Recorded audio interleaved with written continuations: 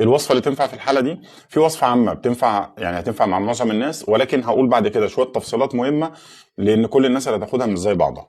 الوصفه العامه اللي هناخدها هنجيب كركم، جنزبيل، عرق سوس. كركم، جنزبيل، عرق سوس، كميات متساويه مطحونه، هنحطهم على بعض وهناخد نص معلقه منهم نغليها في كوبايه ميه وناخدها مرتين في اليوم، مره الصبح مره بالليل. طيب نضيف لها سكر ولا لا؟ لا، طعمها حلو طعمها وحش ما نضيفش سكر، هناخدها زي ما ايه، زي ما هي. احنا بنتعامل هنا مش مع دور برد عادي، احنا بنتعامل مع تمحور.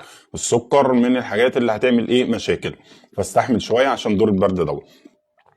طيب الوصفه دي تنفع مع كل الناس ومهما كانت الاعراض، ولكن كل الناس اللي هتاخدها مش زي بعضها، الصغير والكبير، وفي ناس كتير هيكون عندها امراض تانية جنب دور البرد ده. في الحاله دي هنعمل ايه؟ هيكون في شويه تفصيلات بقى.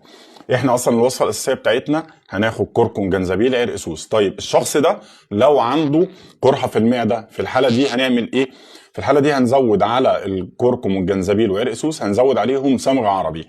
الشخص اللي عنده دور البرد ده لو هو اصلا عنده ضغط او عنده ايه، سكر، في الحاله دي هنعمل ايه؟ في الحاله دي هنستبدل العرق سوس من الوصفه وهنحط مكانه صمغ عربي، فهتبقى الوصفه في الحاله دي عباره عن كركم وجنزبيل وصمغ عربي. ده في حاله ايه؟ في حاله السكر وفي حاله الايه، الضغط. طيب شخص ثالث عنده دور البرد ولكن بياخد ادويه للايه، للسيوله، في الحاله دي هنعمل ايه؟ الحاله دي هنزود كميه العرق سوس وهنقلل كميه الايه، الكركم. العرق سوس بيقلل السيوله شويه، والكركم اصلا بيسخن الدم جدا فهيخلي السيوله زياده عن الايه، عن اللزوم، فهنقلل احنا الايه، الكركم.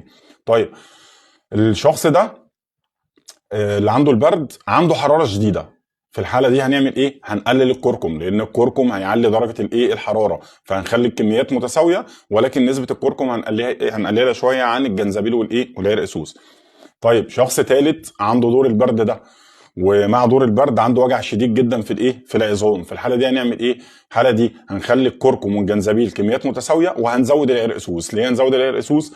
العرق سوس بيشتغل على الاملاح كويس جدا، وطبعا وجع العظام دايما مرتبط بالايه، الم العظام مرتبط بالاملاح، فلما هنزود العرق سوس هيخفف معانا درجه الالم بتاع الاملاح ايه، جدا. طيب شخص غير دول عنده البرد ولكن ظاهر معاه بلغم بكميات كبيره جدا، في الحاله دي هنخلي كميه الكركم والعرق سوس متساويه وهنزود كميه الجنزبيل. الجنزبيل ملطف هيفكك معانا الايه، البلغم ده بسرعه. ربنا يرزق الناس كلها الصحه والشفاء ان شاء الله.